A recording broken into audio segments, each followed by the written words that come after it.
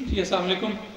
تمام دوستوں کو میری طرف سے بہت دعائیں اور وعلیکم السلام. چونکہ مختصر وقت چاہیے باقی دوستوں کو ٹائم دیتے ہیں. Thank you. صحافت یہی ہے کہ آپ لوگ خدمات کے 3 سٹیجز ہیں. آپ قوم کی خدمت کر رہے ہیں, آپ وطن کی خدمت کر رہے ہیں, آپ انسانیت کی خدمت کر رہے ہیں. اور بڑے سینئر صحافی ہیں ہمارے ادھر بیٹھے ہوئے ہیں, لیکن جب وہ باتیں کرتے ہیں تو بڑی پیاری کرتے ہیں, لیکن اس پہ عمل نہیں ہوتا. لیکن بدقسمتی کے ساتھ آج نوائے وقت میں جو ہے وہ ایسے شخص کے ہاتھ میں جا چکا ہے جس کا صحافت سے نہ کوئی لینا ہے نہ کوئی دینا ہے. تو ایک بات عیاں ہو گئی ہے کہ ہم اختلافات کا شکار ہو کر گوناگون مسائل سے دوچار ہیں.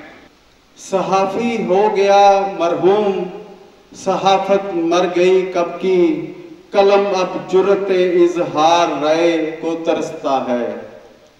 صحافت میں نے شروع کی ہے تو میں نے نہیں دیکھا کہ 3 مئی کو اکتوبر ٹیکسنگ میں کسی نے آزادی صحافت کا عالمی دن کسی فورم پہ منایا ہو. بلکہ بعض تو ایسے ادارے ہیں وہ صحافیوں سے پیسہ لیتے ہیں, ان کا یہ بلکہ صحافیوں کو مشورہ دیتے ہیں کہ خود بھی کماؤ تو ہمیں بھی کما کے دو. میں یہ بات کہنا چاہوں گا کہ فوٹوگرافر اور کیمرہ مین کے بغیر صحافی کسی کام کا نہیں ہے. میرا آج کے اس پلیٹ فارم سے یہی پیغام ہے کہ اپنے لیے اکٹھے ہوں, اپنے حقوق کے لیے جدوجہد کرے, نہ کہ میڈیا ہاؤسز کے جو مافیاز مالکان ہیں ان کے لیے بزنس اکٹھا کرنے کے لیے. سب سے پہلے ہمیں ایک ہونا ہوگا, اس کے بعد پھر ایک آواز ہونا ہوگا, تبھی جا کر ہماری آواز سنی جائے گی.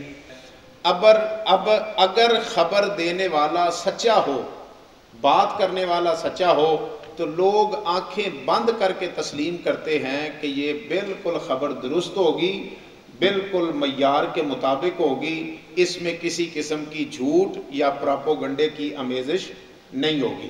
اس پلیٹ فارم سے یہی عرض کروں گا کہ سب سے پہلے اپنے اندرونی اختلافات ختم کرتے ہوئے اپنے ایک دوسرے کو برداشت پیدا کیجیے.